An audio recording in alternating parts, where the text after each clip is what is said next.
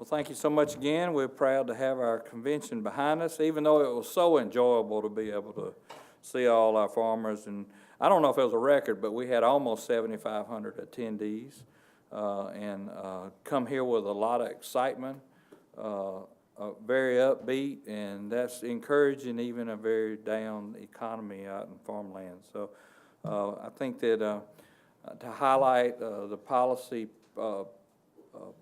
part of our meeting, our work session part of our meeting, I think the things that stick out in my mind is they gave us some flexibility in getting ready to help write this farm bill. Of course, they reassured and tweaked a little bit areas in cotton, a little bit in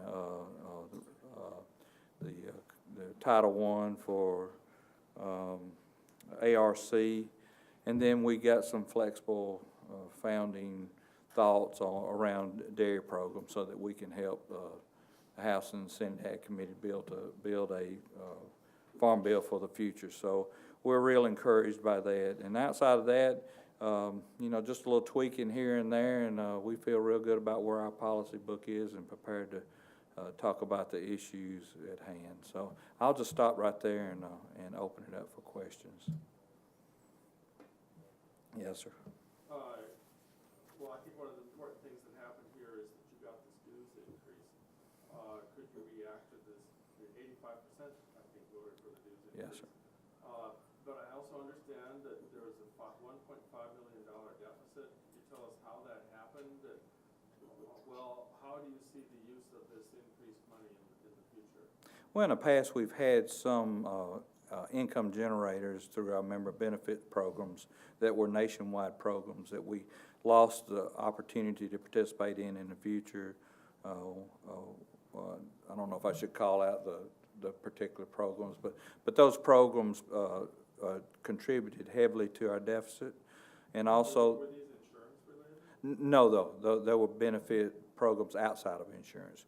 Now there is one that was insurance related in 9 different states that had a different arrangement with membership and a discount program that they had that also contributed. With those two together, had significant differences. But those the two that I was speaking to in the beginning were vehicle or machinery discount programs that we had that have been discontinued. Somebody told me that it was also because you had spent a lot of money on lawsuits. Was that a factor, or is that? No, that's not a factor. We have a legal advocacy program that we contribute $1 million a year to, and we do that annually. So that's been an ordinary thing for us to do. So that's not really the factor that's any different, because we've been doing that for a number of years. And I trust you were pleased that the membership voted? I'm ecstatic. I think it reaffirms the support of our member states as how important it is for us to have a strong national farm bureau, because we understand that we're the largest general farm organization, and we're where all commodity groups and come together to try and find common ground so that we can fight together to help each other. And is it assumed that the states will pass on this increased expense to the members, or is that up to them? So each state has a different situation. Their bylaws will dictate to them how they do it. I would think it'd be arranged between them absorbing it in their budgets to passing it on, and I'm sure there's some other arrangements, but that's something that the states deal with after they make this decision. Mm-hmm. Yes, sir. Mr. Duvall, what's your take on the delegate vote to basically not support any congressional action on DACA? And I'm curious because just today the president was actually meeting with members of Congress looking for some compromise on this, and your delegates voted that they didn't really support having Congress do anything. Yeah. So, our main focus when it comes to immigration reform, our main focus is about ag labor. And we have a really good policy around our ag labor, and we're looking for a sustainable program that our people can use that would take some of the regulation out of it to some adjustment of status of our skilled workers that we have here that could, and we did speak a little bit to the touchback areas around some of the future bills that we may look at. So they didn't vote to support or not support either one. So what we're doing, we're really focusing on what deals with ag labor itself and not getting out into the other areas. I will tell you that I spoke to the president about farm labor because, as I told y'all many times, I've told him that as I travel the country, there's a lot of important issues that face agriculture, but this ag labor is the #1 issue that farmers are facing. And his comment to me was that we're going to fix that problem, that he's going to bring industry back into our country, and they're going to also need workers alongside of farmers and ranchers, and that we will have a program in the future where people can flow back and forth and work in this country. Yes, Sarah. President Duvall, Chairman Conaway has repeatedly talked about the fact that there's no new money going to be available in the Farm Bill. You may have a little bit of a boost if the negotiations over the continuing resolution inclusive of funding for cotton and dairy, but the delegate body recommended some changes that would clearly cost additional funds. So are you prepared to suggest where you would offset those, as the chairman has suggested is necessary, or if not, how do you prioritize the recommendations for additional spending in the Farm Bill? Sure. What we'll do, we'll monitor what the House and Senate moves forward with, and at those given times, we'll compare what they're suggesting to do with our policy, and at that time, that's when we'll make our decision or whether or not we can support that time. We do know that there are some things, but I said early on when we first started talking about Farm Bill that we should realize that the Farm Bill is a Food Security Act for all Americans across this country, and that Congress should look at it that way, decide what it takes to keep our food supply secure for all Americans, and so that we can, and then go back and figure out what it's going to cost. If the baseline needs to be broadened, the Congress needs to step up, do their job, and make sure our food system is secure and safe. And I think Americans expect us to do that, even though we know that that's a difficult thing to do. So as these proposals come up, we'll make sure that we evaluate them each time. That's why we're really proud that our delegates have given us some flexibility. Yes. Zippy, a question for you and for Scott as well. You guys passed some language today in the sodbuster portion regarding decoupling conservation compliance crop insurance. I'm curious to hear both of your opinions about any potential Farm Bill coalition ramifications you think could come about as a result of AFBF supporting this policy. Yeah. So since this is a big part of Scott's world from where he's come from, I'm gonna refer to Scott and let him attempt to ask that question. Well, thank you. That's a big issue to the upper Midwest, Northeast South Dakota, North Dakota, areas of the Prairie Pothole region. Admittedly, Swamp Buster is not being regulated the way Congress intended it to, we feel. And this is a policy that our members have put in place to bring us to the table with Congress, with policymakers, with wildlife groups, to try to get closer to the way Swamp Buster was intended to work. And the rest of that policy kind of gives us the leverage to come to the table with the other groups to negotiate that.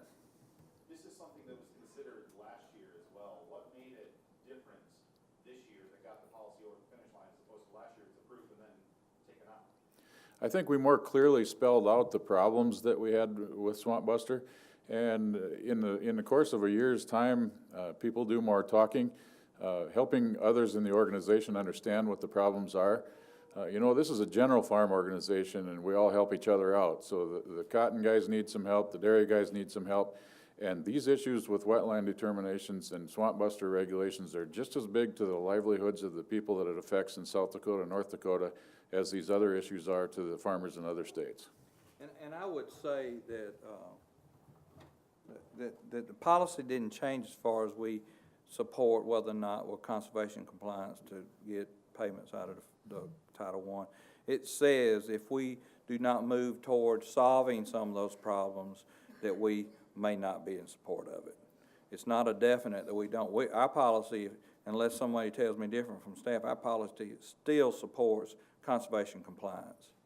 You probably don't know, but I've helped Scott and the North Dakota president try to bring some attention to the problems that are there, because the enforcement in those areas is not consistent across the board. It may be different from one region to the other, and we have talked to the secretary about bringing consistency there and clarity to what the rules and regulations really are, and to try to bring, without any other new legislation, to try to bring some changing of the rules that we play by, bring it more to what the law is requiring us to do, so that our farmers have clear view of what that's expected of them. So that's what it's got to do with, and those things that are spelled out in that new policy gives us some areas to work towards.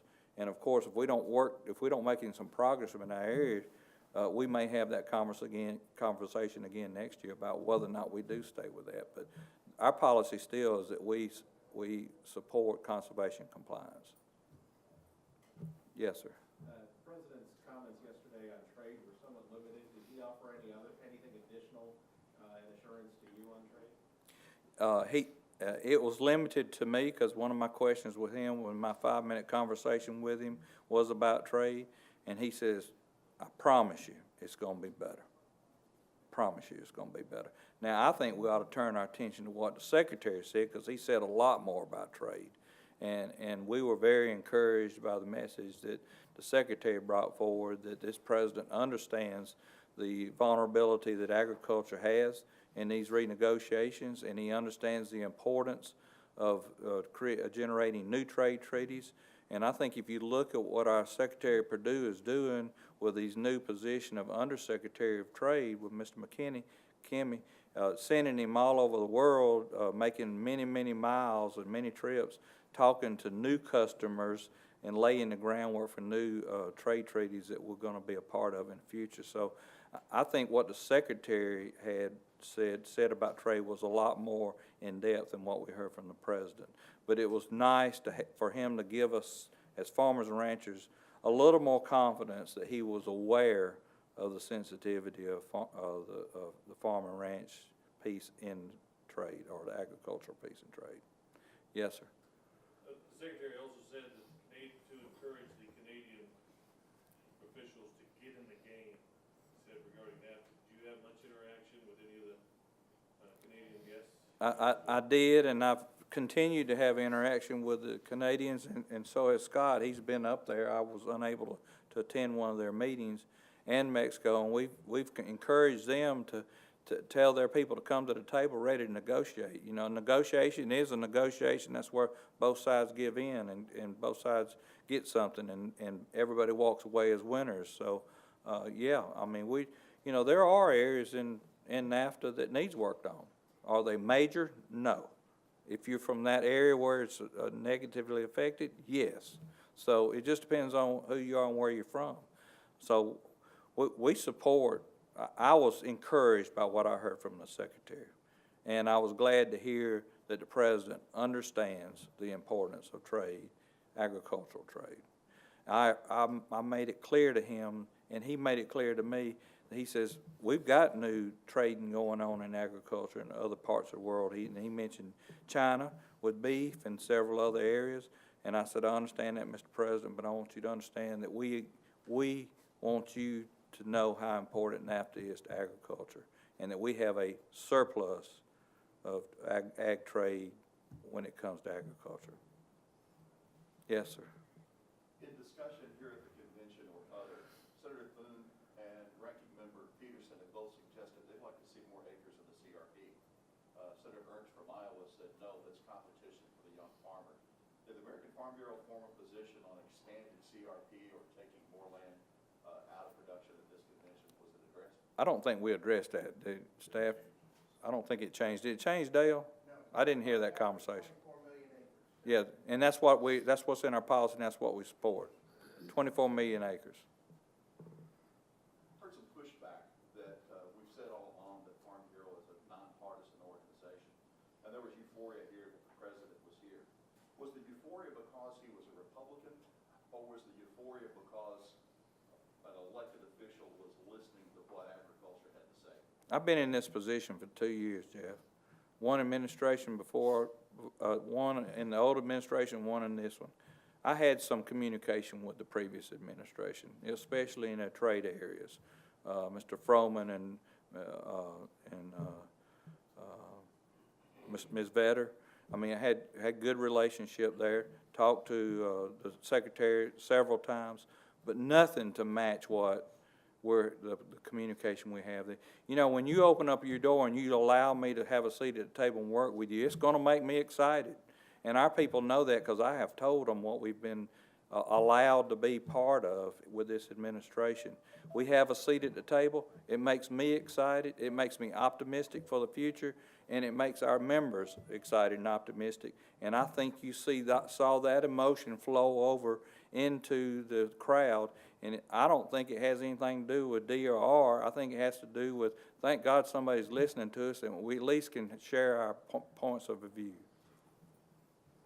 Yes, sir. Mr.